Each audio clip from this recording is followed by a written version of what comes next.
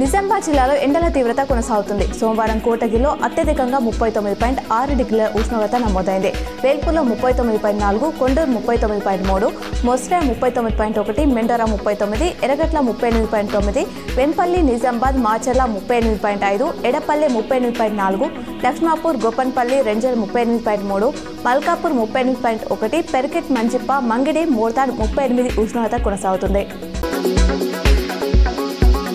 నవీపేట మండలంలోని నాడాపూర్ గ్రామంలో ఇందిరమ్మ ఇళ్ల నిర్మాణానికి మాజీ మంత్రి బోధన ఎమ్మెల్యే సుదర్శన్ రెడ్డి భూమి పూజ చేశారు.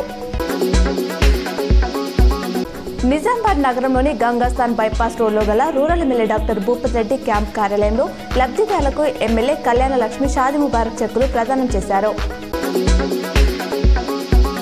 బంగారం ధరలు పెరుగుతూ తగ్గుతూ దోబూచులాడుతున్నాయి. హైదరాబాద్లో 24 క్యారెట్ల 10 గ్రాముల పసిడిపై 490 తగ్గి 95,020కు చేరింది.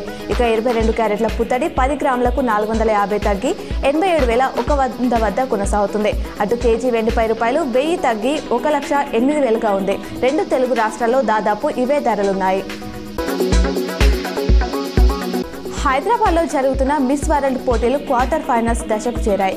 109 దేశాల భామలు పోటీలో ఉండగా మొత్తం 48 మంది ఎంపికయ్యారు. నేపాల్, హైతీ, ఇండోనేషియా అందగత్తెలు ఇంకా పోటీ పడాల్సి ఉంది. ఇవాళ రేపు టీ హబ్లో కాంటినెంటల్ ఫినాలే జరగనుంది.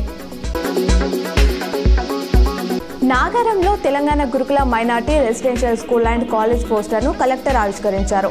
ఈ సందర్భంగా మైనార్టీ గురుకుల కళాశాల ప్రిన్సిపాల్ ఎండి బషరుద్దీన్ మాట్లాడుతూ ఇంటర్మీడియట్ ఫస్ట్ ఇయర్లో చేరేందుకు పేద మైనార్టీ విద్యార్థులు దరఖాస్తు చేసుకోవాలన్నారు. ఇంటర్మీడియట్లో MPC, BiPC, CEC, MEC, vocational సబ్జెక్టులు ఉన్నాయన్నారు.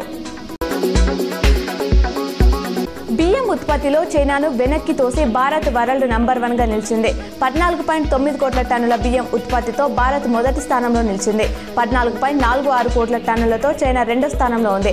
గోధుమల ఉత్పత్తిలో భారత్ రెండో స్థానంలో నిలిచింది. అయితే మన దేశంలో నూనె గింజల ఉత్పత్తి మాత్రం క్రమంగా తగ్గుతుంది. గవర్నర్ కార్యాలయం రాజ్భవన్లో చోరీ కలకలం రేపింది. అందులోని సుధర్మ భవన్లో 4 హార్డ్ డిస్కులు మాయమైనట్లు తెలుస్తుంది. వీటిలో కీలకమైన రిపోర్టులు, ఫైల్స్ ఉన్నట్లు సమాచారం. దీనిపై సిబ్బంది పోలీసులకు ఫిర్యాదు చేశారు. ఈ నెల 14న హెల్మెట్ ధరించి కంప్యూటర్ రూమ్లోకి వచ్చిన ఓ వ్యక్తి ఈ చోరీ చేసినట్లు పోలీసులు గుర్తించారు.